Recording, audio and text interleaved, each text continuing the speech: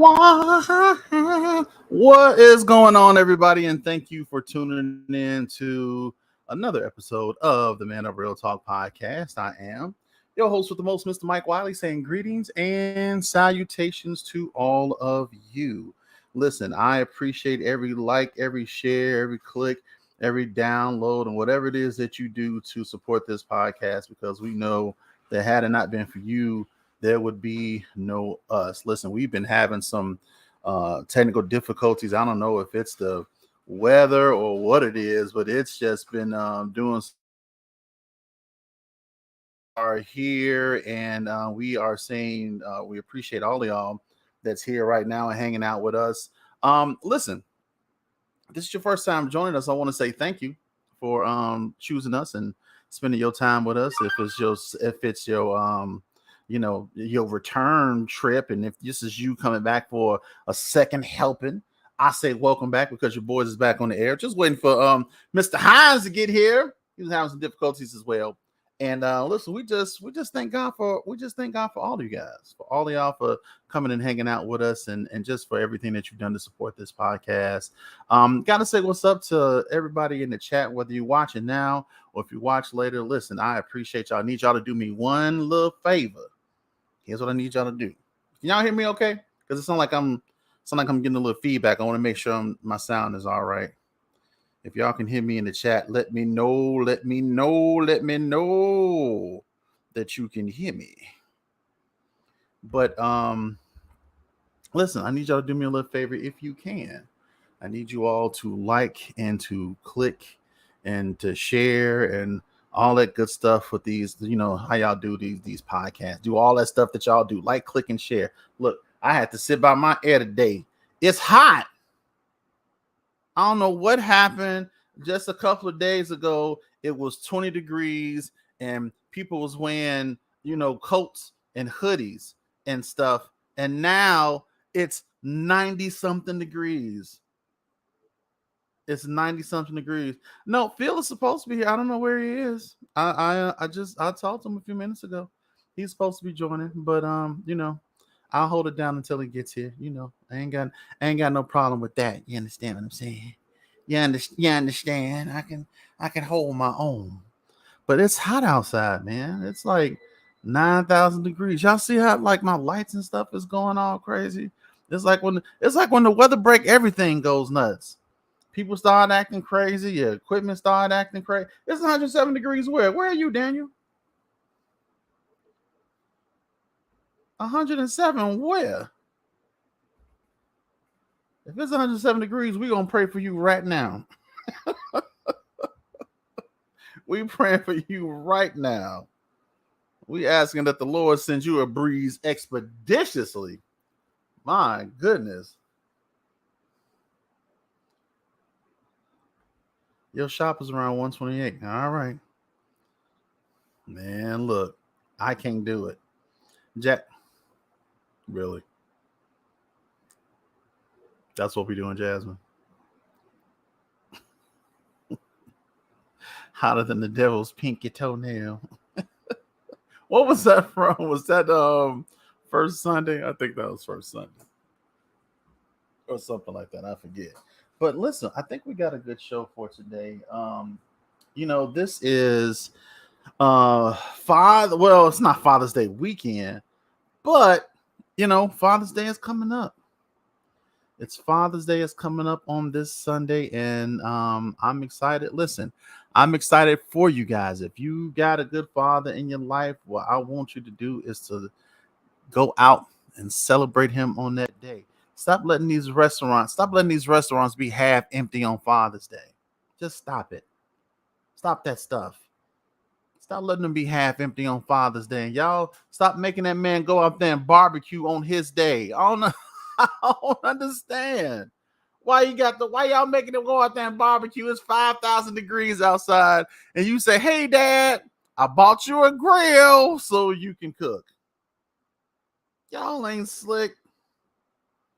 You ain't slick. Thank Mitzi. God bless all the great fathers. Y'all ain't slick. Y'all stop making that man barbecue on Father's Day. You don't want to be out there on no grill. Now, this guy right here, though, he considers himself to be a grillsman. Now he may want to be out there on Father's Day on a hot grill slate. No, I don't. With smoke blowing everywhere and he choking and everything. No, not me. Yeah, look, I can't do it, man. Daniel, God bless you, but it's like you stop putting that man out there on the grill on Father's Day. No, take that man out. And you brothers, you know what? Us brothers, we got to stop because we did that, Mike. We started. Yes, you did. Yes, y'all did. On Father's Day, all I want to do is grill. All I want to do is grill on Father's Day. Man, stop that foolishness. Stop all that. I want air conditioning. I want menus. You understand? Yeah. You understand what I'm saying? I want to look, Jasmine. I have to put some on real quick too. You got to look shiny on here. You can't be on here bogus. Man, I'm just waking up. That's why we run. That's why I'm running late. Look. This you can hear me sleep all day. And then wifey, she don't want to cook. She give me this horrible sandwich. These sandwiches are horrible. What is that? Yeah, that's that chicken sandwich. I keep telling me these sandwiches are horrible. So now I'm gonna have to order me something else when I get off. I'm all out of whack today, man. I just woke up. This you can hear me sleep all day. How are we gonna be late on our own show? Hey man, when it's 100 degrees index, it happens. We just like black fathers on the weekend. Relax, Mike. I'm here. I'm still here. I know I'm late, but I'm here. I can't even find my phone. I'm so discombobulated. I know I'm late, but I'm here. I ain't gonna worry about it right now. That's terrible. Why would you say something like that, Phil? Yes, what you said, Negro. Black fathers on the weekend. That's horrible. Why would you say that? We trying to stop the stereotypes. We trying to break through these barriers, not create them. Oh Lord, God bless Elena. Hey girl, I ain't seen you in a minute. God bless you. Appreciate you hanging out with us, man. Look, anyway, we're talking about fathers on today. I want to start first of all by saying because if I don't speak to all my fellas, if you fathers that's watching the show, if I don't get a chance to speak to you on Sunday, I'm letting you know now. I'm telling you now to have a happy Father's Day. Yeah. Enjoy your family. Enjoy your happy Father's Day and happy Juneteenth. Yes, and if you celebrate Juneteenth, God bless you. Listen, y'all was bogus that y'all stopped Walmart from selling that Juneteenth ice cream. I wanted to taste it before they took it off the shelf, and y'all ninjas complained and they said we ain't gonna sell it. Don't worry about it. It's selling down south. It just ain't selling up here us city folk. It's selling down south. I'm not down south. I'm up here. I wanted some strawberry cheesecake flavored ice cream or something, whatever it was. Red velvet. Red velvet. Man, come on. Red velvet is a cake. Black folks always fighting the wrong fight. Red velvet is a cake of Juneteenth. Y'all always fighting. You done got Aunt Jemima canceled. Where I go? You got Uncle Ben fired. Uncle Ben ain't did nothing. All he knew was rice. White rice. Brown rice. Faux cheese. Lemon rice. No, relax now, Mike. You get Uncle Ben ain't did nothing to y'all. Y'all done got that man fired. Why? Because he looked like Samuel Jackson from Django? Come on now. What that nigga doing up on that nine?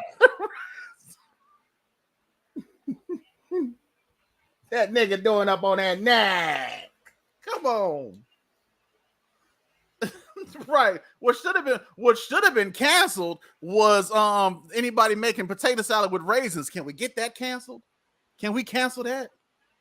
If I see it put raisins and Walmart and walnuts in a potato salad, I'm telling you right now, I'm calling you on it's on site. Yeah. It's on site. Because y'all know that mess don't go in no doggone potato salad. You know it don't go in there. Stop that foolishness. Stop it. It's my phone. But I don't know where your phone is. I don't know. You want me to call you?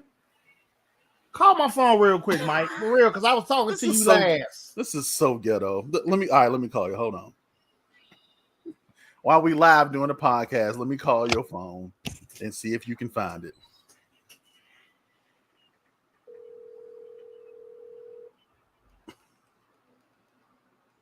Did you find it? Is it ringing? Thank you, brother-in-law. This nigga. All right, you got it? Yes, sir. You good? Yes. You sure? Carry on, young man. How you gonna touch your phone like that? Unbelievable. We're talking about black fathers, Phil. You're a black father. Yes, I am. How many kids you got? About 10, 12, 7, 6? I got 5 biological and I got 2 steps, so I got 7 altogether. Man, you doing it, son. You got your Yeah. own team. That's what's up. Uh-huh. Let me ask you a question. As a father, what were some of the challenges that you had as a dad, as a black dad? What were some of the challenges that you faced? What is it, son? Well, first of all, I had a challenge of trying to Okay. raise us. First of all, I had a challenge trying to raise a son on the south side of Chicago. You know, and I made a few mistakes in the process of raising him because when he was a baby, I was young. I had my first child when I was 22. Right. So by the time Littlefield came, I was still in the streets. So a lot he saw. So in his early years, he saw a lot of the streets because I always had Littlefield with me. Okay. So Littlefield saw he saw a lot of the streets as a young kid because he was always with me. So I was taking him everywhere with me. So if something jump off, I got my little 2 or 3-year-old, you know what I'm saying? I mean, I used to be in my car and have my son in a car seat, and wherever I went, he went because that was my first child, and I was frantic.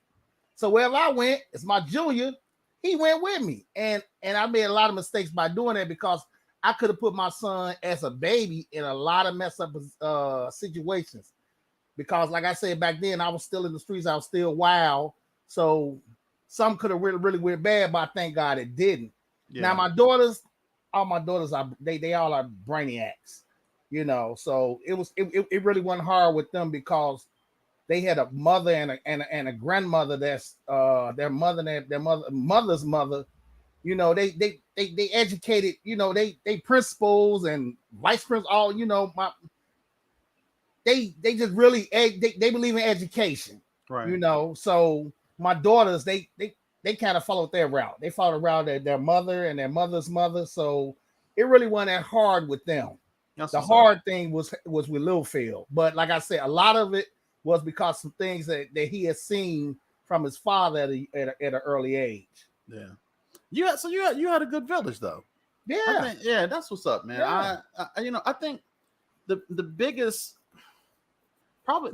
challenge for me was just not being sure if what I was doing was the right thing, man. It's like, you know, because, and I think any parent, whether you're a mom or dad, you know, if you honest, you know, being a parent it's not an easy job. Not at all. And a lot of it, and for those you all that are on here, and you know, look, being a parent is trial and error. Yes, it is. I'm just gonna be honest with you. Being a parent is trial and error, and the biggest challenge I think I had as just being a father, period, was just being unsure if what I was doing was the right thing. You know, because we can, as parents, we can say, because I said so, and because it's right, and because, you know, we don't know everything all the time. No. And sometimes the things that you do, you know, you always do it with the intent that I'm doing it for, you know, I'm doing it with the best intentions. But, you know, there's always that thing like, man, did I do that right? It's like, I don't know. I think as a black dad, and this was really when they started to get older, the challenge I had was trying to convince them that, you know, you are worth more than what the world try to make you seem. You know what I'm saying? Like you're worth more than what the news say. You're worth more than what society is saying. You're worth more than what what your neighborhood thinks. You're worth more than that. And you can't let the world dictate your greatness. You know, and it was hard for me because I had to, you know, having those talks with them about how, before they go into a store, how to act before, like my talk with them wasn't about the birds and the bees. That stuff was easy. right? The hardest talk I had to have with them was how to act when they go into a store so they don't look suspicious. You know what I'm saying? Like, make sure you don't go, and make sure if you see a security guard, acknowledge the security guard so he knows that you know that he's there. Keep your hands out your pockets. Don't stay in one aisle for too long. Don't walk too slow. Don't look around like you don't know what you're doing. If you know what you want, go directly to it, get it, go to the counter. Those type of things that I don't think your normal, average, everyday parent has to tell their children when they go to a store. No, but that's something that I had. But that's a talk that I had to have with my kids when they wanted to, when they felt old enough to go into the store. Dad, we can do it. We can do it. All right, listen, let me tell you, this is what you do. And they had like, why I got to take my hoodie off? Why I got to do this? Why I got to do that? And me having to explain that to them was that was kind of a hard thing, man. But praise be to God that now that they're older, we can have more serious conversations, and they understand it more. And so I'm grateful for that. But that was a tough thing to sit up there and try to tell them, man, no, man, dude, you dope, and you this and you that, and then you have the world saying, no, you're not. That's a tough conversation to have, but it's necessary. And as a Black dad, if you have a young man, or if you have a young son and he's coming up in age, I encourage you to have that talk with him and to let him know early who he is and what he is and where he came from and why he is dope as he is. You know what I'm saying? Because he's gonna have a lot of people out there that's gonna try to tell him different. But you know what, Mike? Yeah. Can I say something real quick, please? Absolutely. You Black, fathers. I'm not even gonna put color in any father. If you got a son at a young age right now, get in his life real strong and real hard, so you can lead him the way you. I mean, they're gonna sometimes they stray, but I think that sons, here go the camera. Sons watches what their fathers do when they're young. Like I said, with my situation, I showed my son gang banging in the streets. So you 3, 4, 5, and you watching your daddy do that. Eventually, that's the way you're gonna go. So I would tell anybody, if you out there doing some things you shouldn't be doing, and you're about to be a father, cut that out. Yeah. Because I'm gonna tell you right now from experience, what you do, and you keep doing it. If you don't lead your son to something else, he's gonna do that, and sometimes he's gonna do it better and worse than you. Yeah. So that's all I would say. He said, I grew up in the system in the 70s and the 80s and never had a father to teach me how to be a father. I learned as I went. Absolutely. Sometimes that happens too. It's a lot of guys that came up that way, damn, man. It's a lot of them. I noticed something. I know a lot of brothers who didn't grow up with a father, and they are some successful, tax-paying, law-abiding citizens. Oh yeah, look. So that I didn't have a father in my life thing. It can only go so far, because I know a lot of brothers didn't grow up with a father, and they turned out A-okay. There's a lot of I'm definitely mom had a role in that. Mm-hmm. You know what I mean? Because she definitely had to play both roles. And for her to do that successfully, you know what I'm saying? She had to play the role of mom, and she had to play the role of dad, and it was a hard fight, I'm sure, to keep him on that track and for him to be successful. I'm married to a woman that had to play that role, so you yeah. can't. My wife had to play that role. Absolutely. With her son. So could you imagine being a father back in the 50s and you're with your son and he's seeing this white man calling your dad a boy? No, I can imagine what my dad went through, because my mom and my dad came up in that time. Yeah. And I knew, and the reason why he left the South was to kind of get away with that. That's not to get away with it, but he to get away from it. That's what my dad did. 17, he hobo from Lambert, Mississippi, to Chicago to get away from that. My people from the Delta. So come on now, they just seen it all. Yeah. for a man, that has to be the worst thing in the world. You know It what? is. I think for a man, the worst thing in the world is it's just for his kids to just see, because in your kids' eyes, if you are a good father, you know, they hold you at a certain regard.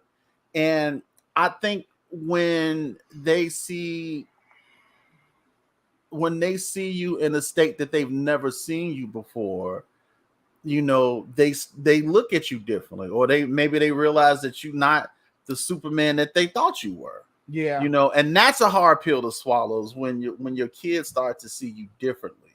You know, because at one time they held you as such, like, oh, my dad is this and my dad is that, but then they see the dad as human, and you know, and so they start to look at you as such and not as that, you know, shining pillar that they may have saw you as at And one then, point in time. Mike, the little boys, we did it. Every little boy gonna smell themselves. They gonna be ready to try their Yeah, daddy. So they all they gonna go try to to that challenge phase. you. They go to that phase too. Also, they go to that phase also.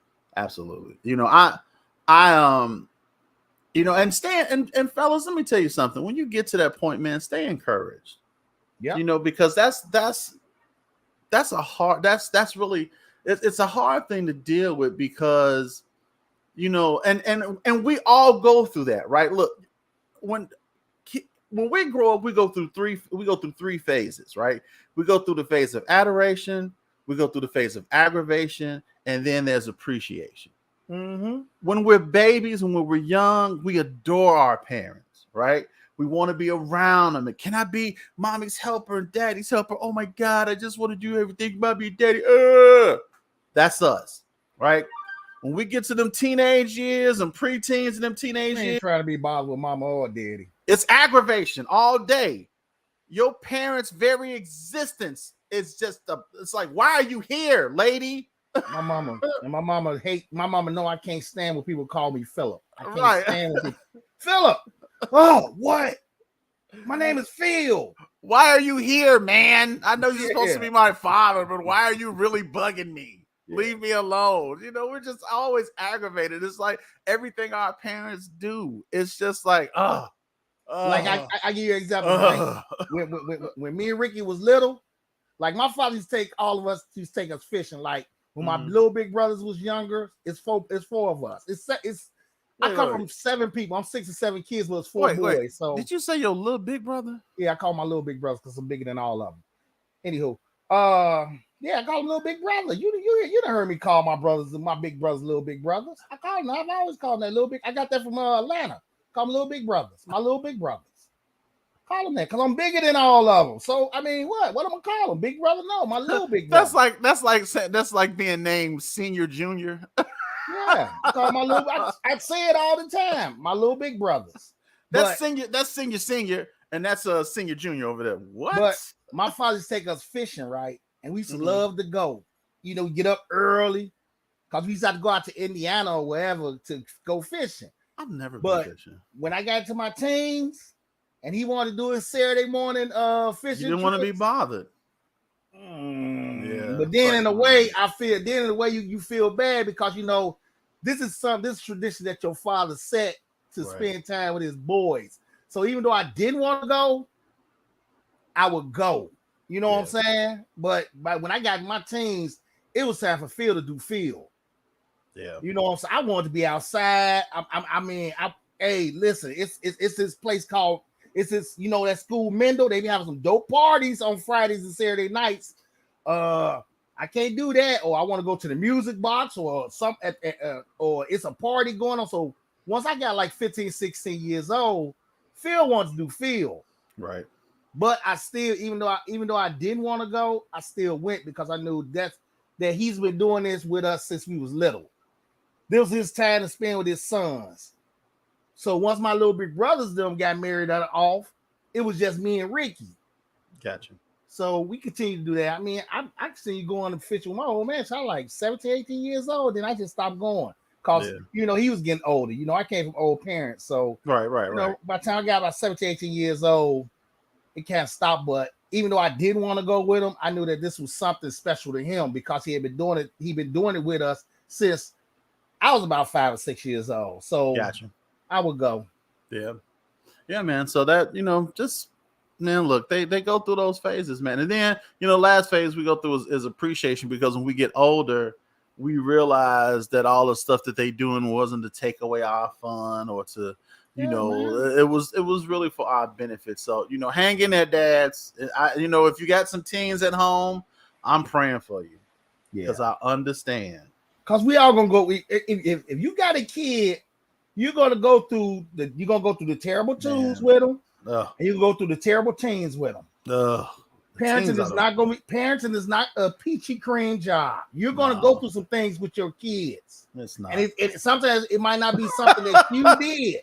Pastor Sam said he they're hanging in growing. there. Yeah, Yeah, man, hang you in got there, to. Pastor Sam. You got to hang And you in know there, what? but Let me say this. We all gonna go through. Yes, let me say this publicly. I gotta apologize to Pastor Sam because he was supposed to be a guest on for today, and last week was just hectic for me, and I completely forgot to We gotta get Pastor Sam back up here follow next up week or something. to follow up with him, and I apologize for that, man. I don't like scheduling people and then not following up with that, So what?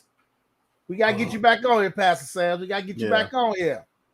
Yeah, but look, let me ask you this, man. You talking about fishing? What was one of a fond memory of your dad? My dad now has been gone for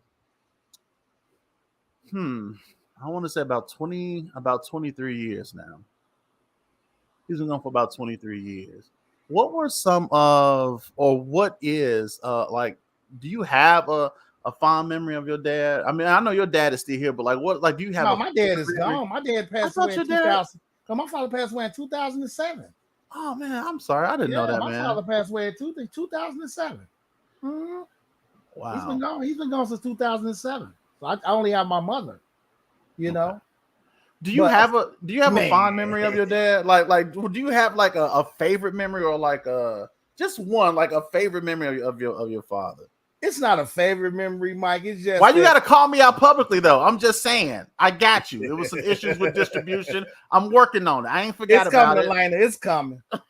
But it's just one thing I know, man. My old man was a man's man. I mean, like I go back to that movie Fences.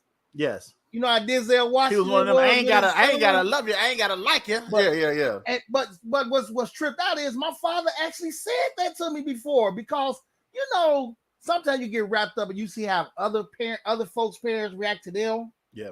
Like I said, I had tough parents. My parents talked tough to me. And my mother, I didn't have a dear mother.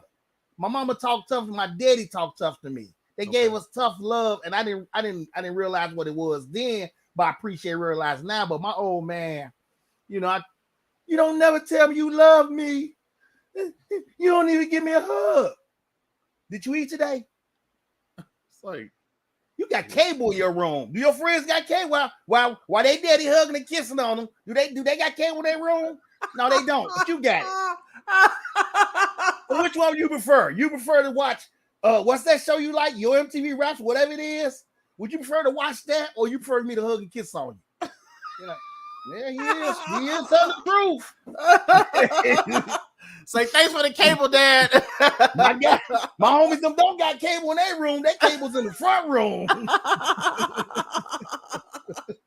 Good stuff. But no, it was just. But like I said, I used to think that I had extremely mean parents, especially my mother, because I didn't think everybody with the mothers that so I love you, goo goo goo goo gaga.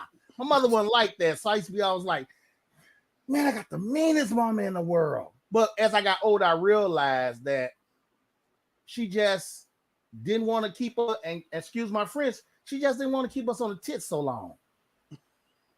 I'm just being real. It was it's 7 of us. One walker, which for all, she holds you till you 1. Once you turn 1, you go into the walker. But you got to remember, back then, folks was having kids back to back. It was 7 of us. Right. So she can't sit around and be holding me and Ricky at the same time. Gotcha. So, but I used to think they was mean, but a lot of things that they instilled in me made me who I am. And I appreciate it, because my father made sure that all his sons had straight backs. You know, you tell him, you shake a man's hand, you look a man in the eye, you never look down, you never blink. If you eyeball somebody, you don't blink. You make sure you eyeball him. You know, you keep your head up. Yeah. You don't give him a firm shake. You know, all that is, you know what I'm saying? When you handling business, all that smiley mess, that's a sign of weakness when you're handling business. You make sure you come with a serious face on you. You make sure you come with a serious look on your face and let folks know that you're there to handle business and you're not going to get over on. It's a lot of stuff my father taught me that a lot of people probably say was mean, but it really wasn't. It was just he knew how to raise a son. Yeah. You know. Jazz said, I can actually say my dad is affectionate. He always says no matter how old we get, he's going to hug and kiss us. That's what's up. Actually, you know what, man? That was something that I made a purpose of when the boys were little. And I remember when we were in the store. I remember we were in the store one time, and I don't know. I bought them something. Some I can't even remember what it was. I just know we was in the store and was in there. I think I was at a grocery store and they wanted something in particular. I said, "Go ahead and get it, whatever." And you know, and Gabe, if you didn't know this, Gabriel was really affectionate when he was younger. I mean, he was really, really, really affectionate. He had to hug you. It was just like, it's like, I need a hug. Give me a hug. Give me a hug. Give me a hug. Give me a hug. I'm like, dude, you like a real live Care Bear. Calm down. It's like he just had to hug you all the time. He was just really affectionate like that. But what I didn't want to do though was kind of stalwart that. Like I didn't want him to feel bad because he was affectionate, right?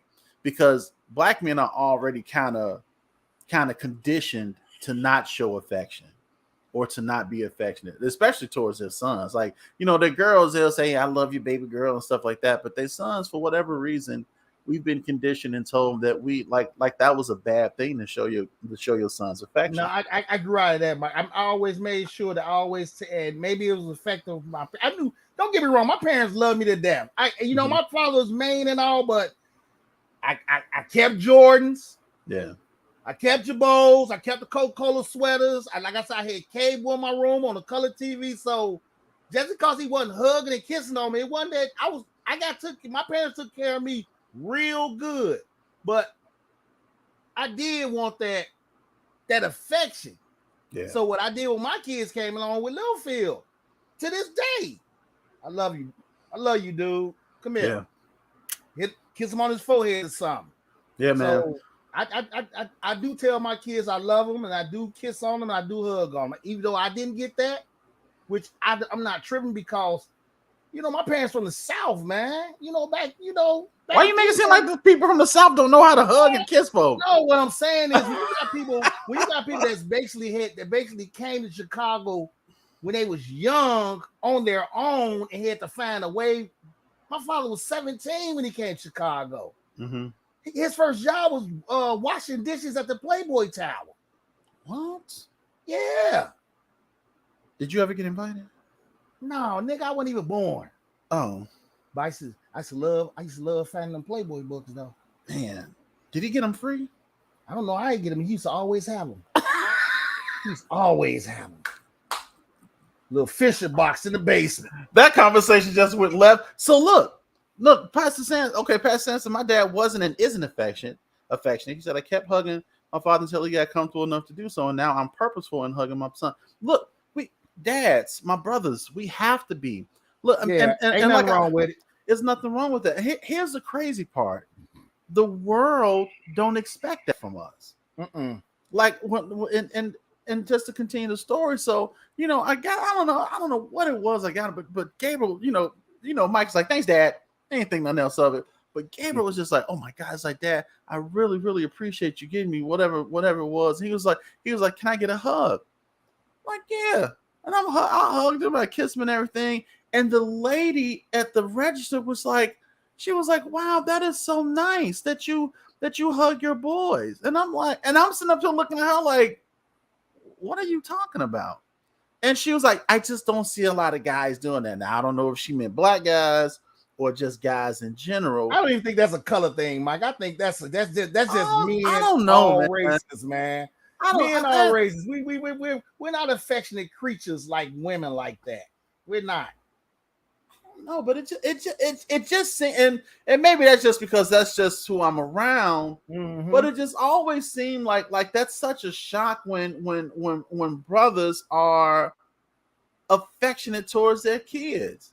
And I've always been like I never thought it was weird. It was just like, man, when the boys was, I hugged and kissed them constantly. I would pick them up from school. Hey man, hug them and all that stuff. And it was just like it was just something natural to me. Now my dad wasn't he wasn't that guy. He just wasn't the huggy, affectionate guy. And there were times when I was just like, I don't even know if this dude even really like us that much. Yeah, you see what I'm saying? You start, yeah. you go through that. You go through that. And it was funny because my dad, I told you how my dad owned a lounge on 74th and Vincennes. And this is really right. And I think this is why I really took his death kind of like I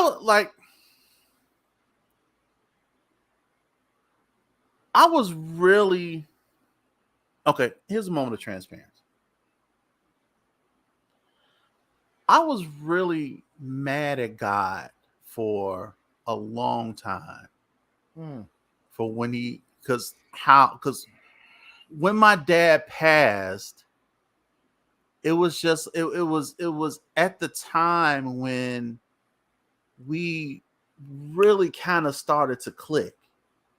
You know what I'm saying? Okay. So now just picture this. This was around, my late teens, and I'm becoming my own man and everything, and we constantly at ends because I have my own vision of what I thought, life should be and how I see the world. And of course he had his own ideals and stuff like that. And a lot of times they clash. So we used to butt heads constantly, just always about something. And I, eventually I got my own job and my own car and everything. I was doing my own thing. And I was so frantic. I was like, man, I'm finally, working, making my own money. I ain't got to ask him for nothing. I could just do whatever. And I want to say I might have been around like 19 or so. And, he, at the time he owned the lounge over on Vincennes and stuff. And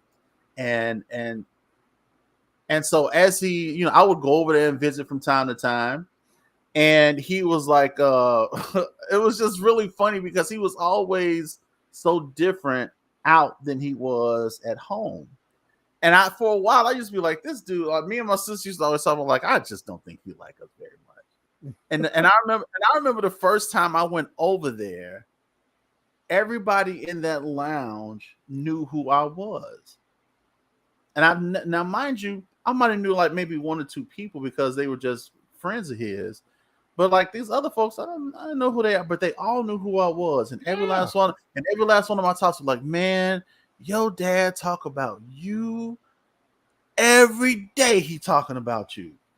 And it was a shock to me because when I would talk to him, he just seemed like he was just so uninterested in anything that I had to say. That's how men was built back then, Mike. Yeah, it was just like he was just so uninterested in anything that I had to say. But then to come to find out that this dude, man, it's like he actually listened to a lot of the stuff that I had to say because a lot of the philosophies that I had, I would listen to some of his conversations with these guys, and he would use some of the arguments that I used against him against them. And I'd be like, wait a minute, what's really going on? But man, it was like, yeah, your dad talk about you all the time, man. About your grades and how smart you are and this, that, and how you doing all this. And I was really shocked. I was shocked to hear that. And so Mike, that's how man was built. Your father was built like my father. I played basketball growing up. My father didn't come no basketball games and none of that mess. But he made sure I had shoes. And you know what I'm saying? So, when you get old, you realize, like you said, we was younger and you looking at your friends and how they interact with their parents. And you wonder why your parents like that. But then you think back, like my father said, I can hug and kiss on you all day. Yeah. But I ain't got time to do that. My father worked at a steel mill. Things to do. Yeah. My dad was a welder, which was kind of dope. Listen, I got bills to pay. You like them ugly shoes from that boy that played for the Bulls. You know, I got make sure that Ricky all right. So it's like, you know, back then I didn't understand it, but the older I got, I started to understand that my parents loved me to death, man. Yeah. Even though they never, they didn't hug on me and kiss me and tell me they love you all day long, but can nobody tell my parents to love me because trust me, I live better than a whole bunch of folks who was getting hugged and kissed on. One of my fondest memory of him is you know, I'm gonna date myself now. For those of y'all that's never really been to like a lounge setting, they never really had parties. They used to have this thing called sets. Yes, sir. And a set was basically a party, to be honest with you. But they used to call the casino. Yes, and he was. And, oh my god, and that was his song too because he was a blues guy. And but it was so funny because when he got the lounge, that was something that kind of drew us closer, right? Because I would go over there from time to time. And the funny thing is, like, he had police to come up there. They knew I wasn't 21, but I didn't drink, so it didn't matter. And I would just be there, and they knew I was his son and stuff. And I'm hanging out, and we always talk with them and everything. It was real cool. And I was really cool with the jukebox guy because my dad used to have a lot of old music on the jukebox. I was like, Pop, you gotta get some new stuff on this jukebox, man. I said, because you're killing me. He was like, well, you tell a man what to put on that end since you know so much. You tell him what to put on there. I said, all right. So when the guy would come by and do the jukebox, I said, look, next time you come through, I need this, this, this, and this. I'd give him a whole list. Man, by the time, I want to say after about a couple of months or so, that jukebox had such a crazy mix of everything. And it was so dope because the older customers, they'd be like, Mike, what's that song you played the other day, man? And I was like, which one? The one with it was some girls singing. And I was like, Waterfalls? And they was like, yeah. I don't know what it was. It was some song by Total. And I think it was called Can't You See or something like that. Can't You See? Yes. Give me your chicken steak. Yeah. With Biggie started off. Yes. Man, look. That slow song, down, son. You killing them. We're feeling them. Octane got them. He said, play that one they got at the beginning. I was like, this song. They were like, yeah, that's the one. You just don't know what you do to me.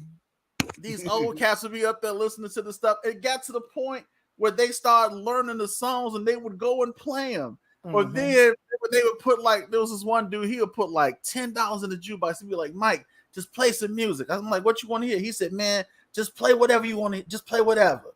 It's like, all right, cool. And it was this thing that I would just go over there, and that was like my thing.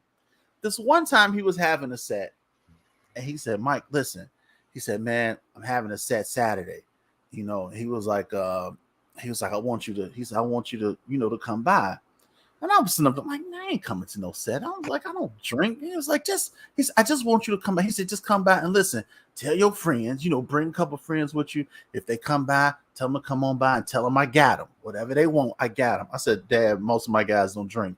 It's all right. If they just want some pop, just tell, I got them. Whatever it is, just tell them to come on. I just want you to come out and just, and just see what we do. Mm-hmm. I said, all right.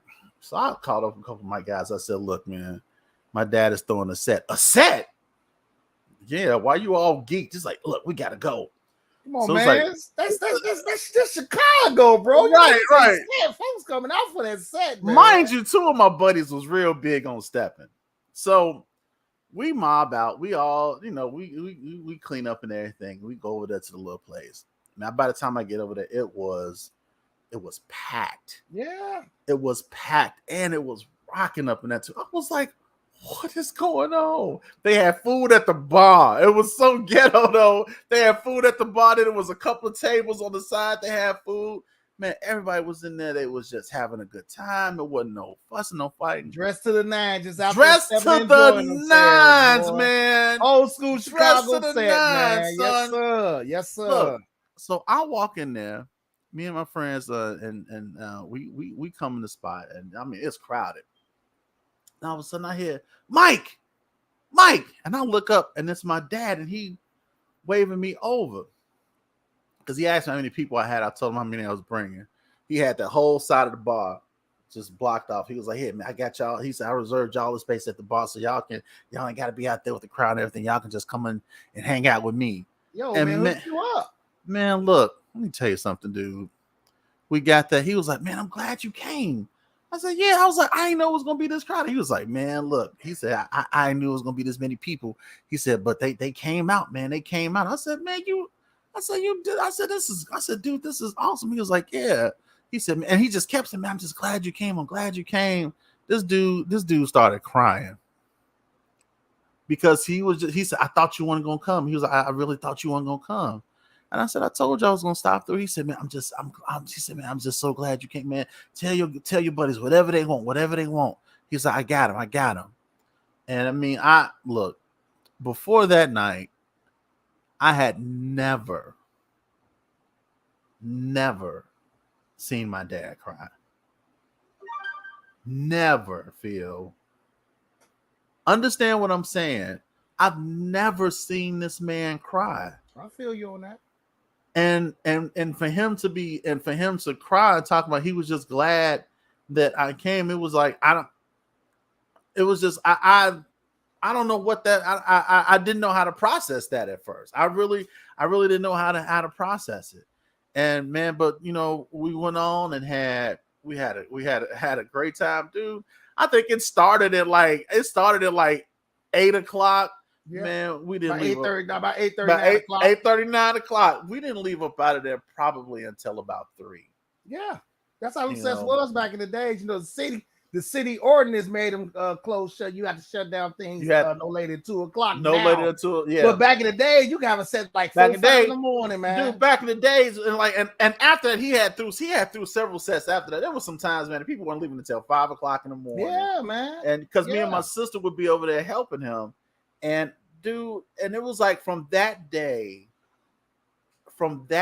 forward, when I would go over there and we would just talk, and we just started talking and talking, and we laughed and joked about everything, man, and and it's like our relationship did a complete 180 from what it was. And it just and soon as I felt like, man, I got, I have like my dad, he gets me now, and I kind of get him now, and it's like, this is what I had been looking for. It was just like right in that instant. Yeah. He Well, was at least gone. at least before he left, y'all was able to make that 180. So that's a memory Yeah, that you can always hold with you. yeah, man, it was dope. Man, that was my fondest memory of him. And I mean, I have a lot, but that was one that stuck with me. Him and his buddy used to be real big on Jewtown back in the day. For those y'all that don't know what Jewtown is, Jewtown used to be like this That's where little you go get your gym shoes from. like from 12th up to about what? 12th to it was from Roosevelt up to about what? Rose 12th and Roosevelt to cause About 18th? the old where UIC at right now, Yeah, yeah, yeah. over there where the UPS at, Yeah. that used to be Jewtown, and So they I tore want to that say from about down. 12 up to about like Yeah. maybe 22nd or something like that, right up to around Yep. Cermak. Yep. That was the spot that you would go and get your gear, get your clothes and all that stuff. Him and his buddy, he had a buddy named Romel. Every Sunday morning, they would leave out and they was going to Jewtown to just to go down there and chill Yeah. and buy stuff. And I'd be like, and he'd be like, and I remember the one day he woke me, I was like, "Hey, you want to go with me?" And I'm like, "Where are we going?" I was little then. He was like, "Come on, put your clothes on." I put my clothes on. I'm sitting in the back seat. Back then, anytime, and we lived on 76 at the time, so going down to Jewtown felt like a world away to me. Yeah. You know what I mean? And I remember the first time going down there, it was like, it is so many people down here. Where are we? What are we doing? But Jewtown used to jump, Mike, because they used to have Oh! little blues singers down there. Oh They used to have my little blues goodness. singers, and then you have everybody trying to sell something. So Yes. Jewtown used to jump when we was little, man. It really did. And once we got older, like I said, I got my gym shoes. Go to Jewtown, get you a pair of gym shoes and a Polish. Yeah, And yeah. go back home. Right. In That's that what order. it was about. In that order. Hey, baby, what's going on? Yeah, but Jewtown used to jump. It did. And you know what, Elena? I'm gonna tell you, and again, like I said again, for a while, I was really angry with God for some years, and and because I just really felt like that I didn't like I really felt like that was really taken from me, and it's just like, man, you didn't give me a chance, like, and and and really it was a message, and even for today, you just don't know those chances that you know, like the time that you have with people and that you spend with people, you really don't know how much of that time that you have, Yeah, man. and you really just want to make sure that you just make it count. You know, some of us are so busy trying to make a living that we forget to make a life for ourselves. Yeah. You know, some of us guys, I know, you know, we gotta grind, and we trying to make this money, and we trying to do all of these things, but you gotta take some time out to love your people. Yeah. You got to Yeah. take some time out to love your kids, love your wife, love your, you know, love your friends. You know, take some time out to strengthen and build those relationships, because you don't know when they're going to be taken away from you. Yeah, And you Mike. don't know when you're going to be taken away from them. Yeah. You know what I'm saying? So you got to make sure that all your time just ain't spent on just chasing the bag. The bag is going to always be there. Yeah. That bag is gonna always be there. You're gonna always be able to chase it, but your But loved ones, man. that was up to us men. Us men that's right now, we changed that because see, we tell our sons that we love them and we do all that. But like I said, man, I mean, back then I looked at them different, but you can't tell my father really, to be honest with you, my father looked at it like me loving you is taking care of you. Yeah, That's how I I mean, show but my love. that's I how my show my dad love by was. taking care of you. Right. That's exactly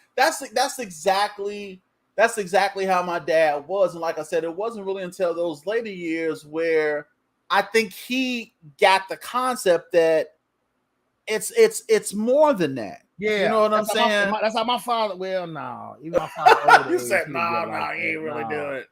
no. Yeah, but he really he got, I think he finally got the concept that it was just that it was more than that, and so his relationship, or the relationship that we had started to rebuild, was better than anything. And that was a good That thing, Mike. Yeah, man. I mean, I look at it now, and you know, there are some times where, because I didn't really grieve for him properly. I'm just gonna be honest, I didn't.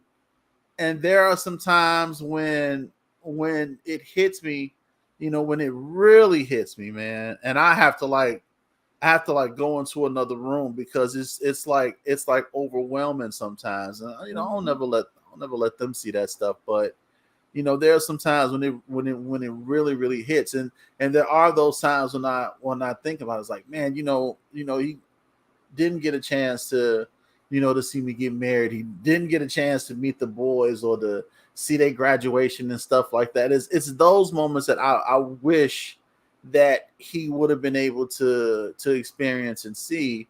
And you know, I hate that he didn't get a chance to see that. But on the flip side of that coin, you know, you know, the little piece of time that we had before he was taken, I cherish that, because that was like legit, that was legit father and son, man. And I was like, man, I just, and from that little piece, that's what I always want to kind of, you know, to kind of get my boys, man. And But you know just what, Mike? If I would say if I had any regrets, I was the last of my parents' kids to have grandkids. Everyone, even my brother Ricky, my baby brother, he had grandkids before me because he had kids before me. I was the last to have kids and all that. So the only thing I regret is my father got to see all his kids, grandkids, and he didn't get to see mine. Yeah, that's the only regret I get. But my mother get to see them, so it's all good. it's good, man. It's good. You know, it's like fatherhood is something else, man. I mean, I hate there's so many things that, like, just the world, how they look at us, and there's so many stereotypes that even a lot of us feed into, that's just not necessarily true. And You we know, got to like stop doing that, Mike. We got to stop feeding into these stereotypes. We got to stop doing that. And I'm gonna be honest with y'all. I was gonna get on here and I was gonna talk about the whole should women be celebrated on Father's Day? And I'm just like, I have my opinions about it. And I really don't care who you celebrate on Father's Day, to be honest. It is what it is, man. I Life I is too I, short. I just don't. I don't care who you celebrate. Yeah, If life you, is if you too want short. to, Don't worry about stuff minimal like that. yeah, if you want to celebrate your mom on Father's Day, hey man, celebrate on Father's Day. All I'm saying is that if you're gonna take out to a restaurant, take your dad out to a restaurant. Stop having that man slaving in the backyard. Just stop it. Stop that foolishness. No. Take that man out. Let The him relax and barbecue, have a good day. that That dad barbecuing getting on away Father's Day, with it's the barbecue over. crap is It's over. over. We don't ain't want the falling for it no barbecues more. We don't want We ain't- barbecues no more. No, that I whole don't thing. need no T-bone steak Hey, on Sunday. No, I don't need don't the you T-bone steak. I don't need that. don't you want to grill for Father's Day? No. I'm good. No, I'm good. I'm good. no, I'm good. no. I already picked out a restaurant, and I reserved the time and the space. This is where I want to go. I'm not trying to barbecue, man. Yeah, Barbecue days are over. Eddie, this is true. It's ignored. And the crazy thing, and look, and I got facts and figures, people. That I was gonna go through tonight, but Pull it up. the Lord just kind of went a different way with it. But I mean, if we, you know what I'm saying? Look, I got about 10 more minutes. Let's do this real quick. Just some things that I don't understand that why we let's talk first of all, let's talk about absentee fathers if we can. Like this whole thing that black fathers are what she say? Y'all gonna be right out there with the girls. No, we ain't. No, Elena. We're not gonna do that, Elena. We ain't. Kelly talking about some facts. I ain't doing it. Sister-in-law, we not gonna be out there with the grills Sunday. Look, I will be MIA Sunday. If you talking about some grilling on Sunday, I ain't doing it. I'm not doing. Catch me outside. I don't want no rib. I don't want no link. I don't want none of that. Nothing charred, broiled, or in between. Nope. I want to sit down in an air-conditioned facility. Yeah. I want to sip on me a strawberry lemonade, and I want my food served on an actual plate that's not made out of foam. Mike. So you don't even want a paper plate. Huh? I don't even want a paper plate. I want real utensils. You understand me? Say no plastic forks and none of that. I don't want no plastic forks. I don't even want no paper napkins. I want some cloth napkins. No, they used to get over. Women used to try to get over on us because they go buy a little T-bone steak. Put this on the grill for you. Nope. I'm good. That's the one, Eddie. Thank you for. Okay, that's the Monahan report. That's what. I heard. Yeah. Thank you for that, sir. I knew Eddie was gonna know it. Oh, I knew he had it. Look, I heard about that. Yeah. The Negro family. The case. It was about the Negro family. Yeah, and he starts talking about all of these things about black fathers and really it was where a lot of these stereotypes kind of stem from. Mm-hmm. But then when they actually did the studies, it debunked a lot of that stuff, like black fathers being absent. When it shows that it was a higher percentage of black fathers that changed their kids' diapers, that fed them, that bathed them, that read to them at night, that would eat with them, and all of these things that a lot of people was like, no, black fathers don't do that. And I'm like, that's not true.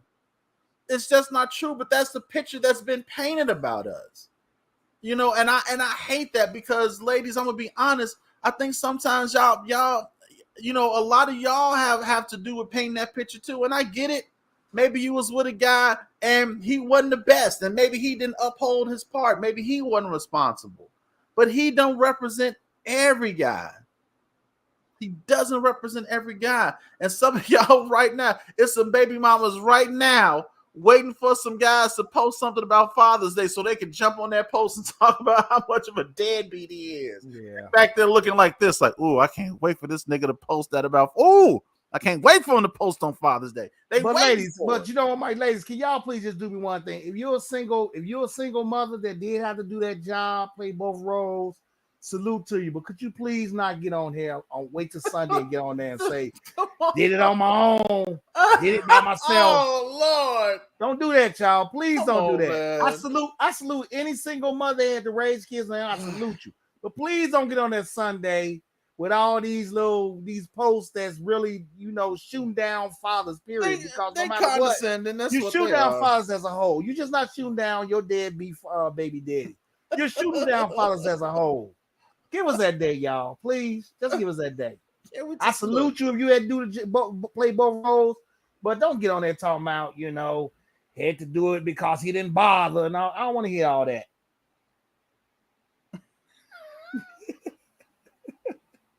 This is why Tim don't. This is why man. That's why Facebook be Tim, man. That's why Facebook be locking Tim up. He gonna be in jail. Dude. He gonna be in jail by next week, man. But I love him.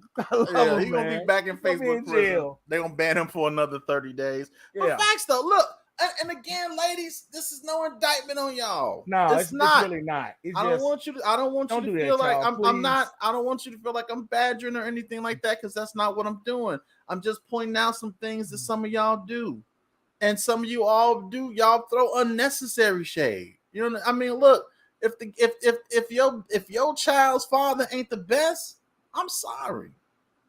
And I hate it didn't work out for y'all. I really do. And I hate that he ain't in your kid's life. Now, some of that stuff though, you gotta ask yourself: is he not in his life because he don't want to be, or is it because you don't want him to be? Yeah. Because some of y'all play that role. Sometimes it do happen. I mean, sometimes I know folks don't want to admit to it, but sometimes it do happen. Let's be honest. Y'all play that role where it's just like he ain't nothing, but this man is fighting to try to see his kids, and you don't want him to see him. And then you telling them all these things, and you telling these kids all these things about him. Your dad ain't this, and your dad ain't that. Feeding all that negativity into him, into them kids and everything. That's not right. I knew someone. It's just not right. I knew someone that had a child with a female, and the relationship didn't work out right. She put him on child support. Right. And this man paid child support for 18 years, but in the process of doing that, she never let him see the kids or never let him see his kids or nothing. So in the process, this man was taking care of his kids, but because she wouldn't letting him see him, she was just feeding all type of stuff in them kids' head where they got up and got older, and they actually believed that their father never did anything for them. And yeah. I personally know that man would pay child support for them kids from the time they came into this world to 18 years old. And I was with him when he was talking to his son, and his son actually told him that you ain't never do nothing for me. And I'm like, wow. So please, they don't do that. I mean, if you and that man's on bad terms, don't ever you all could be on bad terms, but if that man still taking care of them kids, don't feed them kids them lies saying that your daddy don't want you and he ain't doing nothing. So why men do that, y'all? Why men can't go just as hard to get their kid but want Father's Day?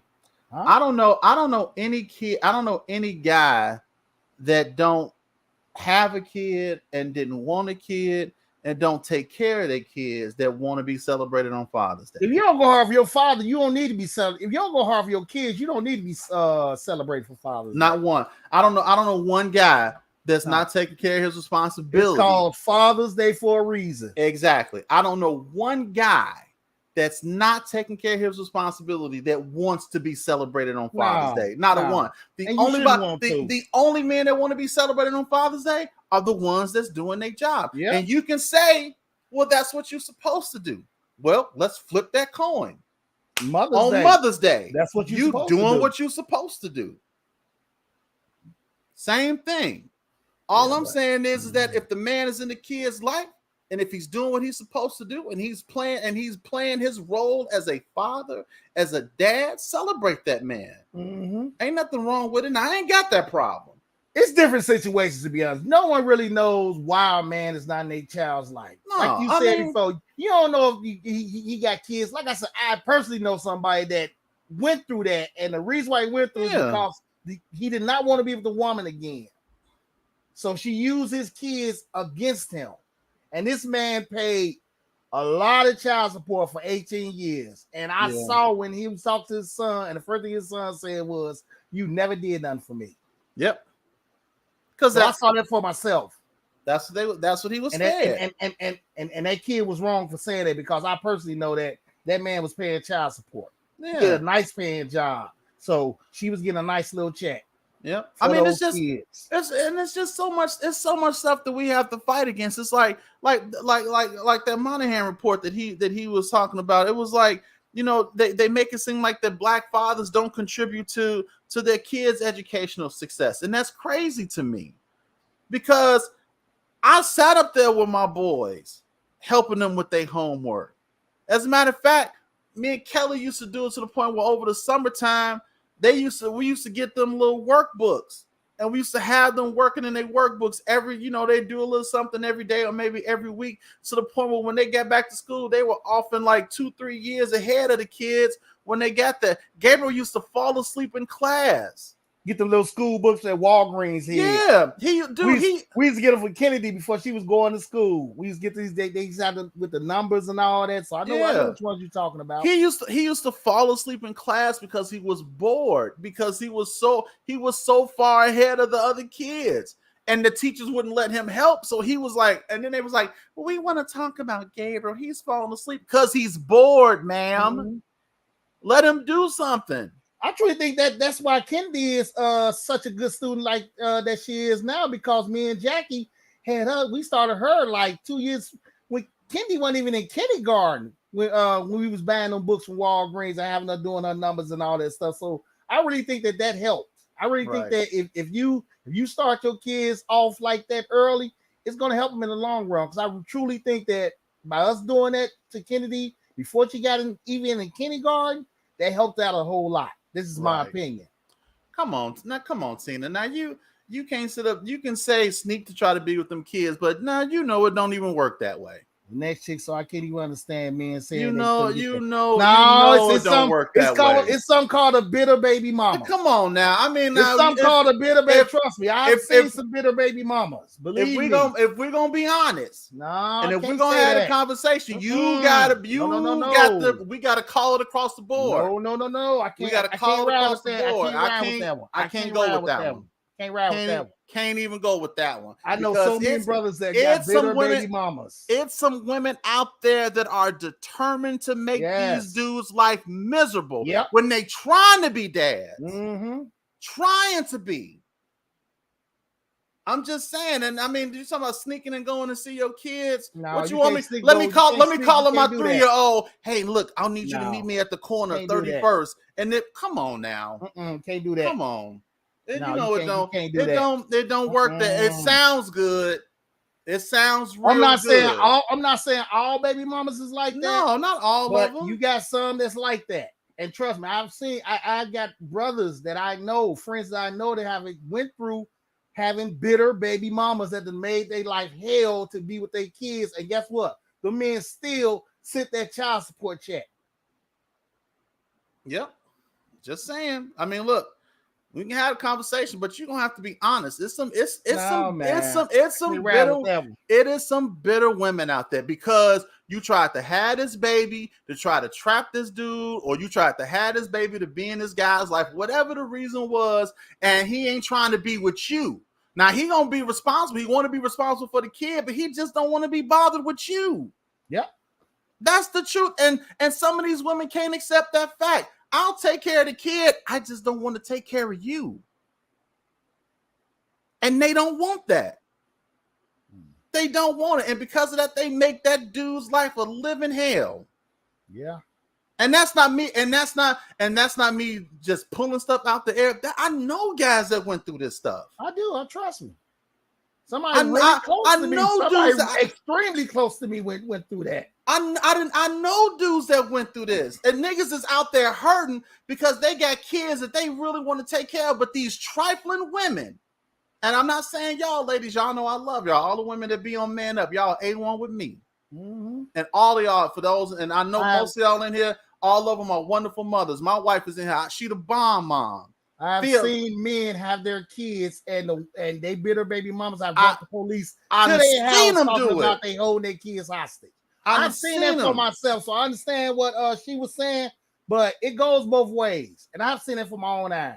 I haven't experienced it, But I've seen men, and I had a man someone that was really close to me.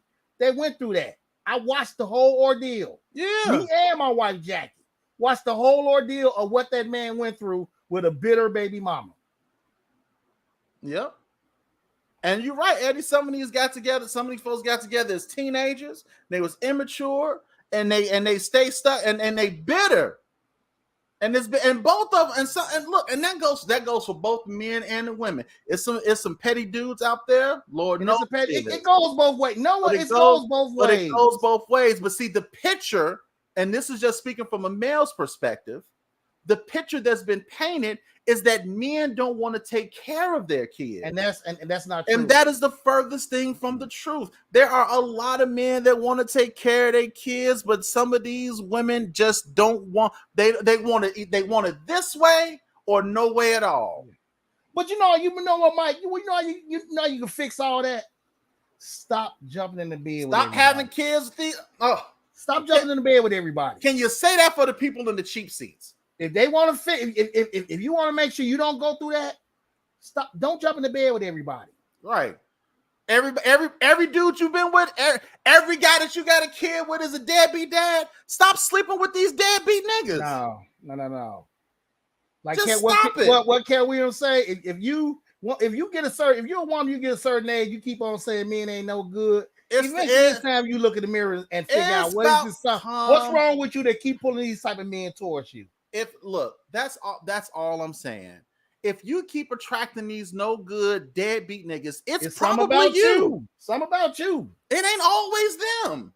And we're not trying to be harsh when you say that, but I mean, sometimes even with a man, again, if you keep on attracting a certain type of woman, it's time for you to look in the mirror and say, okay, what is it about me to keep on attracting these crazy women? What is about me? I gotta switch it up now. You gotta switch it up. You gotta switch your game up. That's all it is. Look, go both ways, man. If you don't want to be involved with a deadbeat, father, then stop sleeping with deadbeats. Yeah. Stop having these kids. It's not like you don't know. It's not like you're like, oh my God, he tripped. No, he didn't. You knew who he was before you laid down with him. You knew what he was about.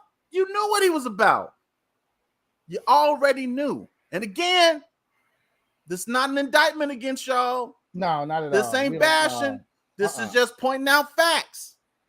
That's all we doing. But it's like it's the society has painted men, especially when it comes to being dads, like we are the ones that just it's everything is because of us.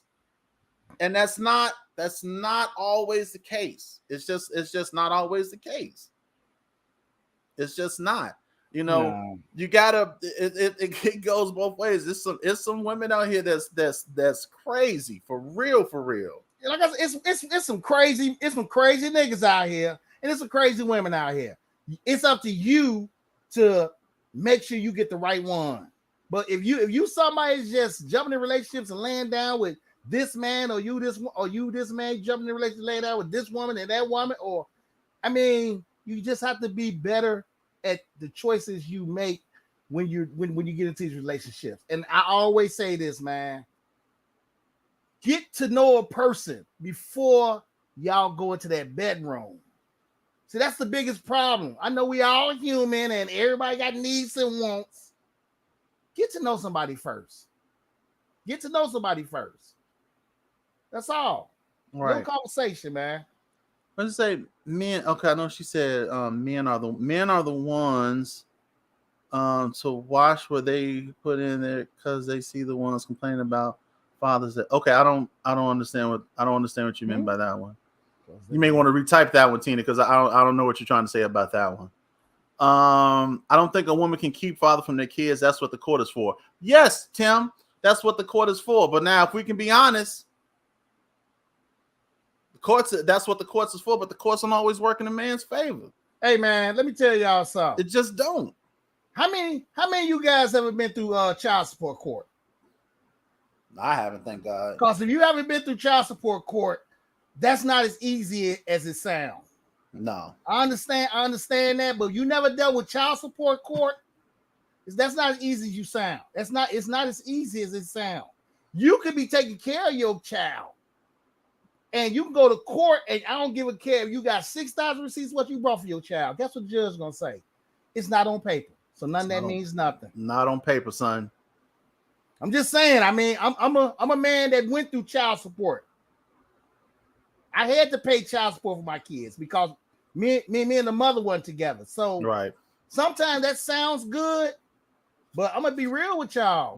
When a man's in child support court, hey, it's like he's the worstest dude in the world. And you come in and say, I brought my kids 6,000 pairs of Jordans. And guess what the judge gonna say? Is it on paper? Is it on file? No receipt. Ain't no receipt. Ain't got no file. Show that paperwork. My aunt is child support judge, so I'm very fluent in what the laws are. That's awesome. A lot of men aren't. Yeah. A lot of men aren't. A lot of men. Sometimes, real talk, Tim. Sometimes it just don't go that easy, Tim. Seriously. Yeah. Sometimes it don't go that easy. It really don't.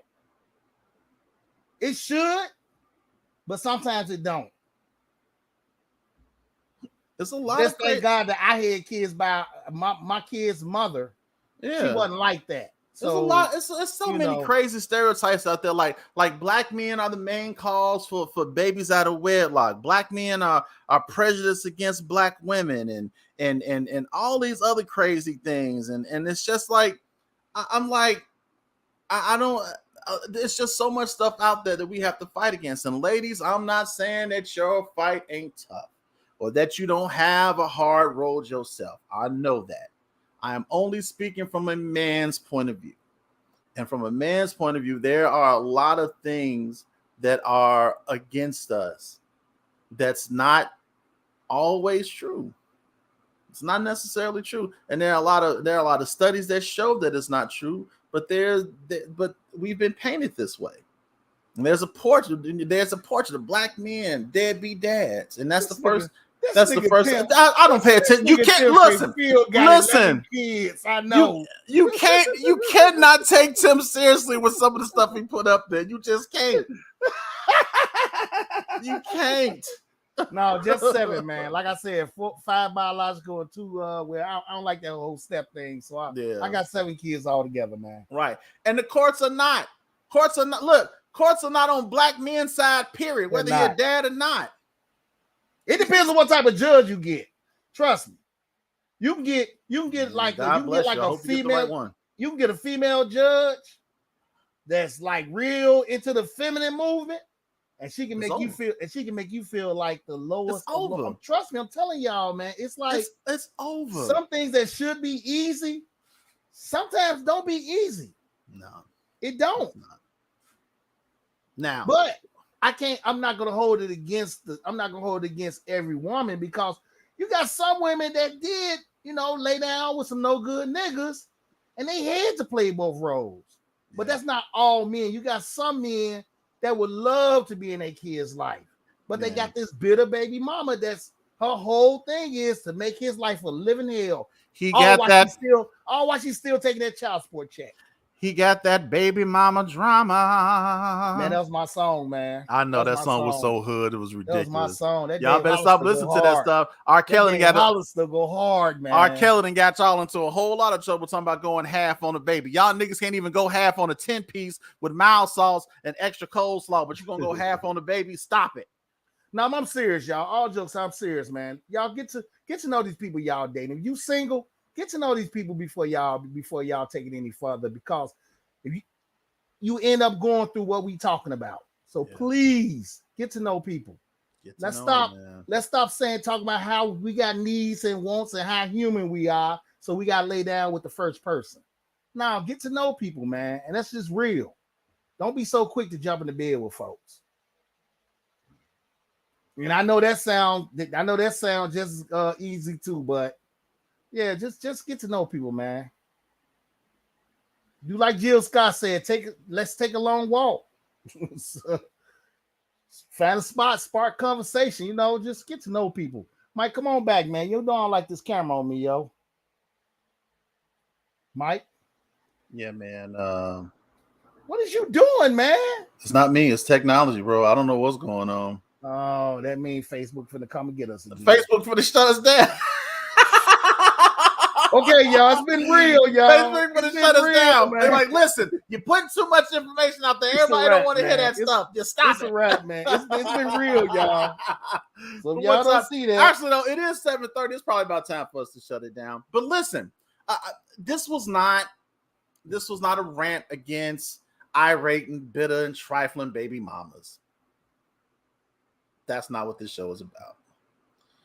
No, show's man, not about that. I don't believe in no bashing of the women. No, I got daughters, a wife, and a mother, and sisters. I would never bash women. What I wanted to do was to just basically really just talk about fathers, celebrate fathers, talk about my own, because it's therapy for me to talk about them and to just bring to light some things that we as Black dads go through. You know, it wasn't a comprehensive show. A lot of it was off the cuff because it's a lot deeper that we can go into. I mean, I wish I would have had Eddie on, because he probably could have really went into the Monahan report and about how that did a lot of damage. It really, really put a lot. It really, and just the picture that it painted in regards to black dads is just bad. But then, we and then people, if we're gonna be honest, we sometimes we help them paint the pictures. We give them the paint. And that's crazy.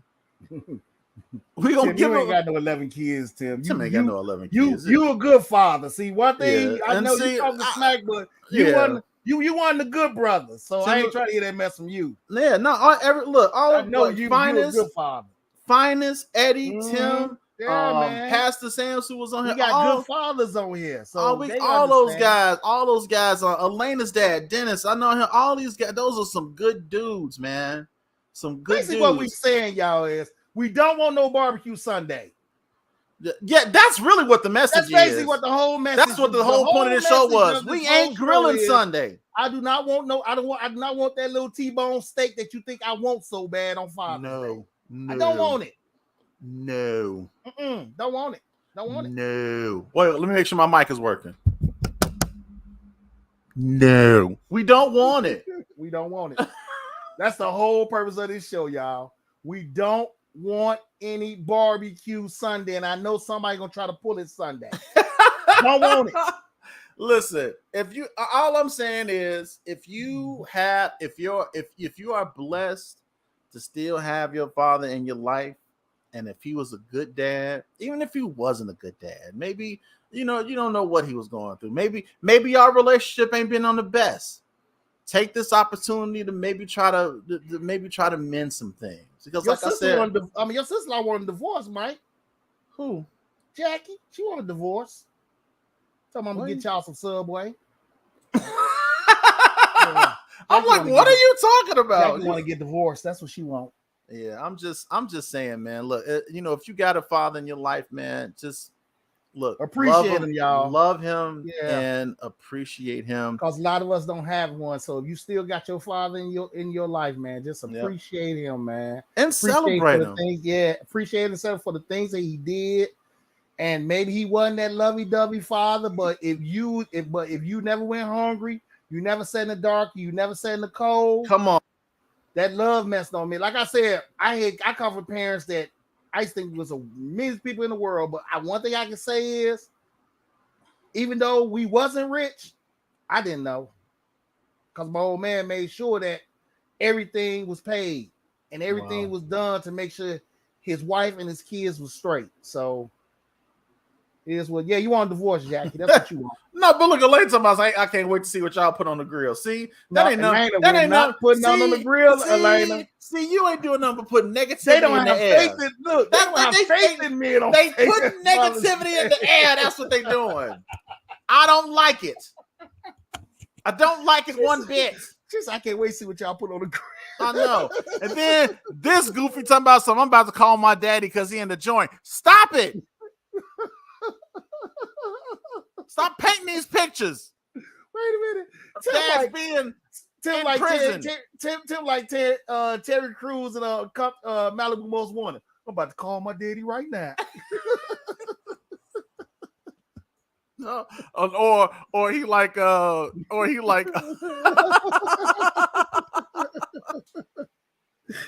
Or you like Cat Williams in that movie when she was like, "Hey, this show," he said, "That's not my baby." That one like, might be. That one might be, is. but just because you said he is, don't make him mine. And she was But like, "This show, baby." He said, "Let me tell you something.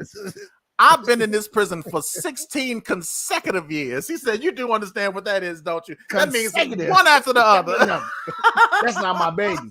That is a white baby. That is a rice skinned from the baby. mountains of Caucasus. He said that man, baby. He said we got 750. That baby got already. a 730 as a credit score right now. Man, listen, celebrate y'all dads. Appreciate them, men. Do something nice for your father. If he look, just love on your dad this weekend. Yeah. That's all. Just give him the same energy y'all give mom. That's all. That's all. That's basically the whole point. That's all we're saying. Man. Love your dads. Look, they ain't perfect. Some of them ain't perfect, and they may not have did everything the way that you would have wanted them to do, but they did their best, and they're doing their best. And all I'm saying is that it ain't always easy as a father. It's not always easy as a parent, period. But sometimes it's not always easy as a father, especially as a Black father. And, because we have a lot of things working against us. But if you don't do nothing else this weekend, just make sure dad is straight. Let them know how much you love him, how much you appreciate him. Celebrate that man. Don't let that man go that day and not know that he is appreciated for everything that he's done. I know you can say he's supposed to do it. I get it. He's supposed to do it. I always love my father. Right. He's my favorite guy. Oh my God. Jackie is really chick. She talking about how about some chicken. I'm claiming chicken. Okay. All right. You know what? Yeah. I'm shutting this down. It's shutting down right now. I'm shutting down. I'm going to mark courthouse and foul Tuesday. Yeah. That's what I'm doing. Do you need Uber fare? Because I got you. I will. Yeah. We'll talk. We're going to mark courthouse and foul it tomorrow. That's what I'm gonna do.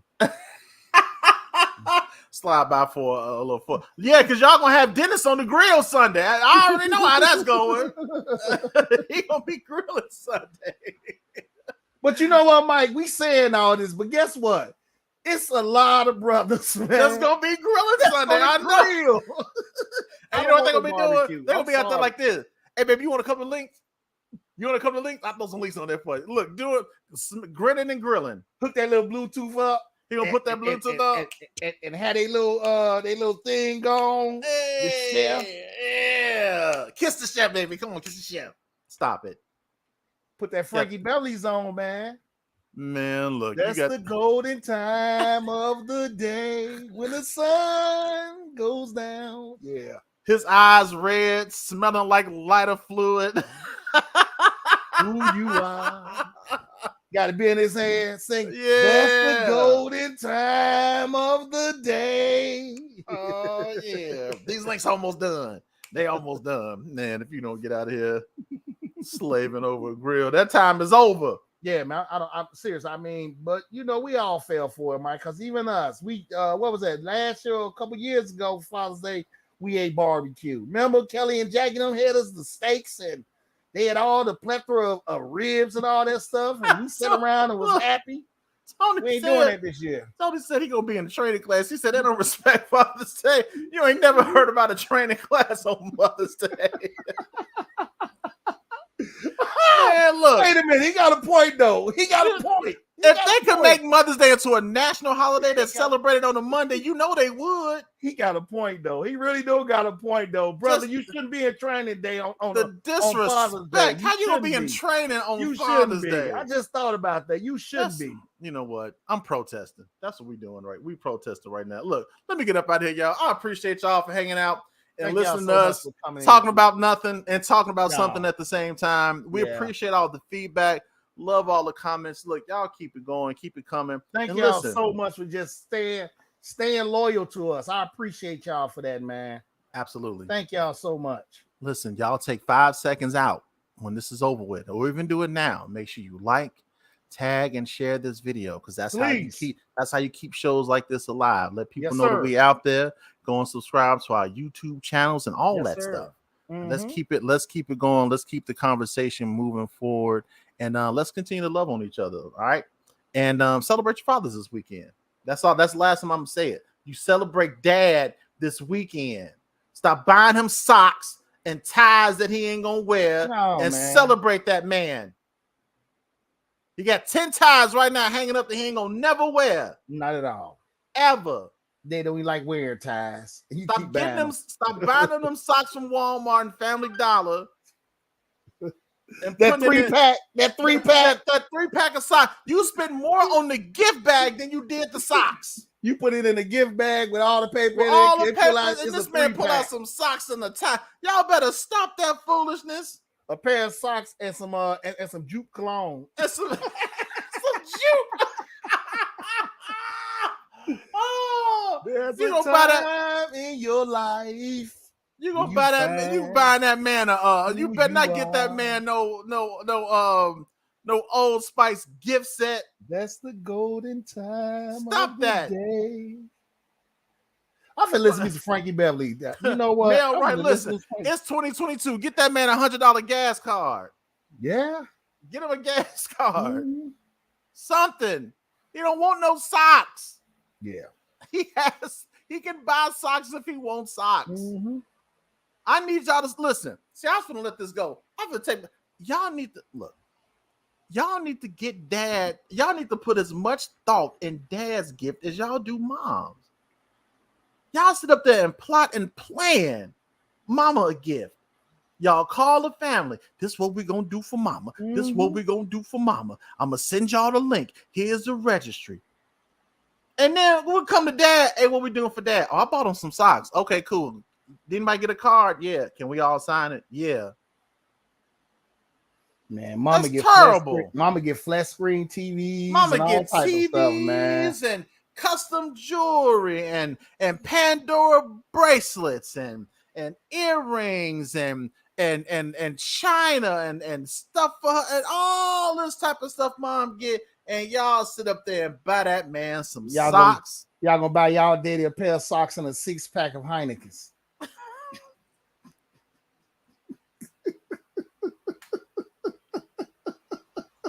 Y'all bought that man some socks and a 6-pack of Budweiser. Talking about some, hey,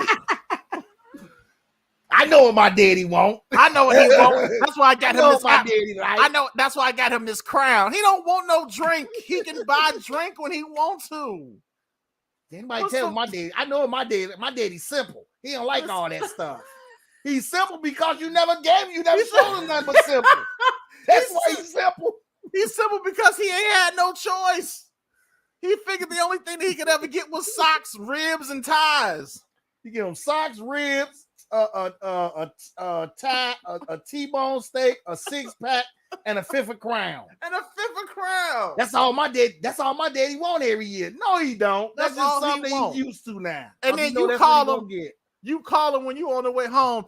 Daddy, look, you want me to pick you up some ice? Did you want me to get you some cups? Yeah. Like that's something special. Stop that. Y'all give mama cupcakes and posters and edible arrangements. You buy this man a bag of oranges. That ain't right. Yeah, man. It's not right. Yeah, just put a little bit more emphasis on Father's Day. Don't fall into that. I know my daddy like, because only reason why he like it because he love you. So he's going to accept it. He's not going to say nothing. He's going to accept it. But daddy don't like that. He just do it because that's what you do. Listen. Daddy do not want that 6-pack. Daddy want more than that 6-pack, but he know that you think that that's all he want. No, let me tell you something.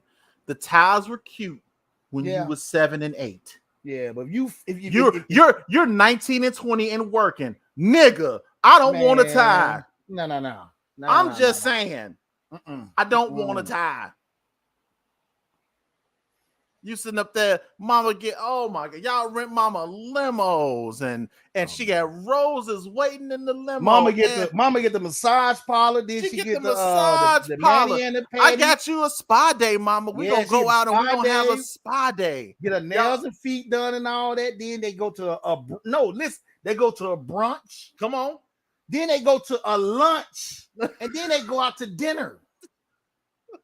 And we going to the hibachi grill. We finna go to Yeah. Benihana's. Like We going to the hibachi grill. they ain't even got a Benihana's in the hood. Oh no, Man, we gonna on, go out. We gonna go to Oh, Schaumburg. no. Like Mama what? don't know. Mama don't go no relationships in the hood or no No. restaurants in the hood. We ain't Mama going goes to those good area No. restaurants. man. His Look. process is gonna get stuck at that little dining kitchen. Look. When they take their dad out, you know what they do? They say Google restaurants near me. His pops is that's gonna be sitting up in that restaurant that's straight in the hood. I like to say we sound like haters.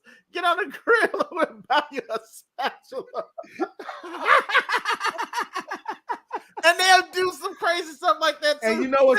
They'll get you an engraved spatula, like, Daddy, I got you a spatula with your name on it. They get you with the apron. No, they get the whole set with your name on, with the apron, the little special grill, and the tongs and all. I don't want that mess, man. Oh Lord Jesus! Look, what you say? They got Lonnie Newman picking out all the moms up to go out in the limo. Dad got to eat on the back porch. That's for real though. For real, I think he did do that for Mother's Day. Johnny scooped up the mothers. Yes, he has. Because I think Jackie went with him one time. Yes. Listen. He took all the mothers out. So Yeah. I'm taking y'all They out. all went out to got some restaurant one straight time. limo. I think Jackie went with him. Yeah, and they rode in the limo because he drove them around. We can't. So I remember that. I remember that, Tim. That happened for real. We got to sometimes get our own Uber. Yeah. It's terrible. Man, I'm finna turn Charles Barkley. That's just terrible. It's terrible for you to do that. Nah, they say y'all good. It's like y'all good. I'm just saying. I don't mean to sound bitter. No, that's not it. No, we're not being bitter. We just saying no barbecue, y'all. I can, and fellas, y'all stand up too. Don't take them ribs, man. I need you fellas to really stand on y'all. Be man, 10 toes down. Do not take that hot link. Don't take it, man. Because you know how us brothers is. You know how we are, man. We will, you know what, bump it out going. And no, man, stand on your ground. Do not take that link when she offer it to you. Because here's what they do. Here's how they fool y'all guys. They buy you a new grill. Yeah, they say that's how they really get you. Look, baby, I bought you a new grill. And you be like, yeah, we gonna use it Sunday. Oh, it's going down Father's Day. You call your guys up. Look, and that was the Father's plan. Day at my crib, and she sitting back saying herself like, sitting back like you big got this goofy. Nigga. Got this nigga. Got him. That's all I needed. Got him. And don't let it be one of them big pretty grills that you really want it. The stainless steel with the 2 levels, and they got the burn on the side. They got the smoke on the side and all that. Come on. We forget all that. We don't want barbecue. Yeah, no. Look, hey, Father's Day at my crib Sunday when I get out of church, just meet me. That's how you get us, y'all. All I'm telling you is put them grills up at Home Depot. Tell them no grills. You can't sell no grills on Sunday. Yeah, Tim, man. You a shot caller up there, man. Shot caller. You got to have a couple of them grills this week, Tim. Tim, like y'all messing with my money. You better stop Tim, that. Like what y'all talking about? We gonna sell them grills. So that's y'all talking about y'all want no barbecue. Listen, that's money. We selling them grills. Right. And we're gonna put Father's Day special on it right here.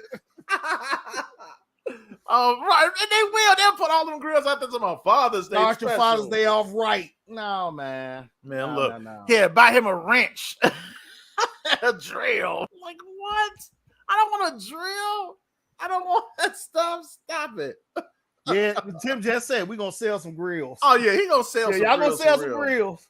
What she say? Will Auntie Kelly get you something delivered off of Amazon so you can open a package? Oh, stop it. Look, you know what though? Real talk. I've never had that issue on Father's Day where I felt that like I was like I didn't feel like they like properly celebrated, or you understand what I'm saying? Like I never felt that. They always did right by me on Father's Day, always. But I'm not grilling Sunday. I don't care what y'all say. It's just they do it out of love, and it's just not you know we talking, but we understand that you all doing it out of love. Elena, stop. So she would do it. See, Elena, you don't understand. Jackie would do that. You know what? That was a good idea. So you know what, Phil? I bought this app. And now you can download it for Father's Day, so you'll never lose your phone. So But, Mike ain't gotta call you live and be ghetto and try to track your phone down on the podcast. It was 100 degrees today, dude. I had just woke up probably like 5 minutes before we jumped on here. I'm gonna be honest with you. I've been asleep the whole day. This heat had me dead the whole day. I was actually in my mind. I said I'm gonna go and cook because I ain't want to spend no money on Uber Eats and stuff, dude. Yeah. But you can have this nasty sandwich. You can have this nasty sandwich. These sandwiches are horrible, Popeyes. They're horrible. They can't. I don't see why folks are standing in line to get this nasty sandwich. They can't hear you, Phil. But now I'm debating, man. I'm like, I think I might want to order something out because it's hot, bro. Yeah, man. You be a fool to go send over a stove, man. I just don't want to spend no money, though, man. Jesus. Hey, somebody get some cold cuts. I don't want no cold. Somebody need to cash out. Listen, send me an early Father's Day gift. I need y'all to cash at me $30 because Uncle Mike don't feel. Yeah, I don't feel like cooking. I'm gonna post my cash app right now. Hold on. This nigga said, "Wait a minute, we so ghetto tonight. This is terrible." Did you just say you need somebody to cash you? I need you to cash me $30 because it's hot. I don't feel like cooking.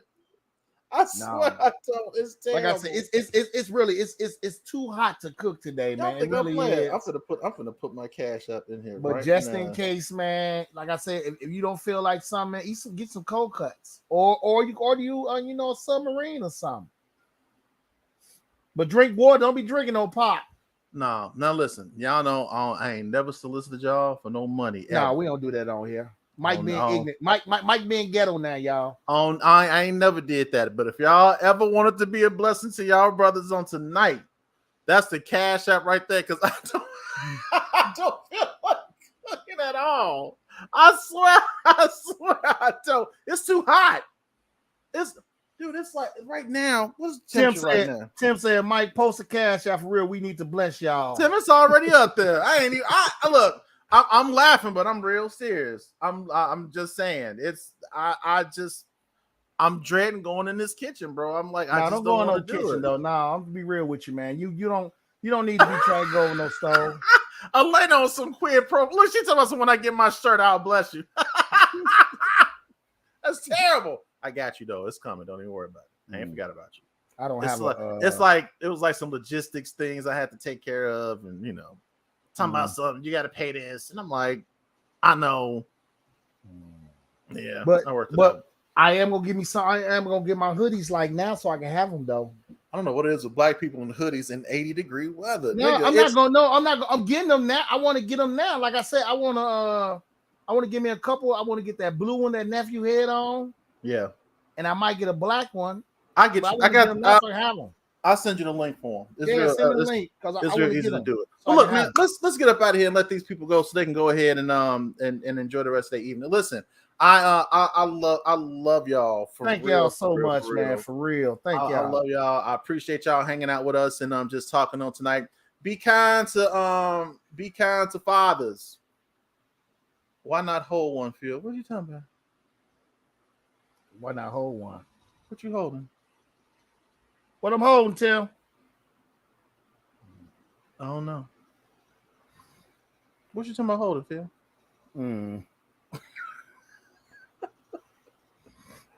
Be kind to your fathers this weekend. Listen, man, y'all. And if you want to, and if for those of y'all, look, and let me say this too, and then I'm really gonna let you go. Be kind to your fathers. If you didn't have a father in your life, but you had a good uncle in your life, man, listen. Celebrate that man, for real. There's some good, it's some good uncles out there, man. That stepped in when dad wasn't there. Celebrate that man. Let him know you appreciate it. Ain't nothing wrong with that. He may have his own kids, but you can take care of him too. You know what I'm saying? But Mike, it probably was a man that probably not even kin to you, but he was like a mentor to you. So take care of that brother, uncle or your biological father, but he stood in that spot like one. So just appreciate the men. Just appreciate that did what they supposed to do now. Like what Miss Phillips said, if you're a deadbeat father, you shouldn't be celebrated. No, you shouldn't even be looking. You shouldn't be wanting to be celebrated. But You you should be looking know, for but the ones nothing. that did what they supposed to do, y'all, just show them you appreciate them. Yeah, We joking appreciate about the barbecue because we know that eventually it's a lot of men that's I'm sticking on that. But we know Yeah, it's a lot look. of men that's gonna be cool with the I'm gonna barbecue. tell y'all this: if Phil is grilling Sunday, I'm gonna take a picture and I'm gonna post Man, it. Phil ain't grilling nothing, man. Phil is not grilling nothing. And matter 'Cause of I fact, promise. I'm wearing all white to church next Sunday to make sure I ain't got a barbecue. Oh God. I'm Oh gonna be Jesus. I'm gonna be first Sunday down. Oh Jesus. Let me get up out of here. Listen, I love y'all. Appreciate y'all, Thank man. y'all. Look, y'all stay safe this Father's Day weekend. Celebrate your dad, celebrate your men in your life. Let them know that you love them, that you appreciate them. And actually, just celebrate all the people that's in your life. I want y'all tonight, if y'all don't do nothing else, hug the people in your life just a little bit tight on tonight and let them know that you love them, that you appreciate them. All right. If y'all do that for me, I think we're going to be okay. Listen, this has been the Man Up Real Talk podcast. And my name is Brother Mike, and that is Philippines, aka Mr. Classic.